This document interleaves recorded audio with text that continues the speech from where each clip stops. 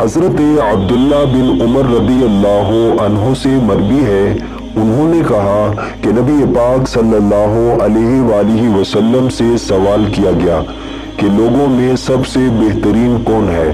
آپ صلی اللہ علیہ وآلہ وسلم نے ارشاد فرمایا، جس کا اخلاق سب سے اچھا ہے۔ السلسلۃ الصحیحہ حدیث نمبر 12۔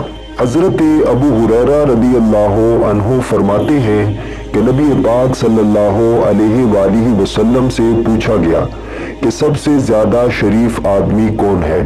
آپ صلی اللہ علیہ وآلہ وسلم نے فرمایا، جو اللہ کا خوف زیادہ رکھتا ہو۔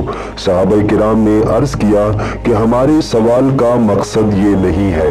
آپ صلی اللہ علیہ وآلہ وسلم نے فرمایا کہ پھر سب سے زیادہ شریف اللہ کے نبی یوسف بن نبی اللہ بن خلیل اللہ ہے۔ صحابہ کرام نے عرض کیا کہ ہمارے سوال کا مقصد یہ بھی نہیں ہے۔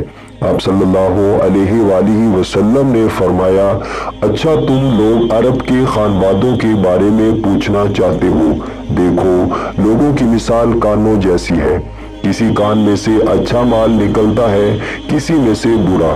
جو لوگ تم میں سے زمانہ جاہلیت میں شریف اور بہتر اخلاق کے تھے، وہی اسلام لانے کے بعد بھی اچھے اور شریف ہیں، بشرطے کہ وہ دین کی سمجھ حاصل کریں۔ صحیح بخاری حدیث نمبر 3383۔ حضرت ابو موسیٰ رضی اللہ عنہ بیان کرتے ہیں کہ میں نے رسول اللہ صلی اللہ علیہ وآلہ وسلم کو فرماتے ہوئے سنا۔ آپ صلی اللہ علیہ وآلہ وسلم نے فرمایا، جب تم میں سے کوئی چھینک مارے اور الحمدللہ کہے تو تم اسے دعا دو، اور اگر وہ الحمدللہ نہ کہے تو تم اس کے لیے دعا نہ کرو۔ مشکوٰۃ المصابیح حدیث نمبر 4735۔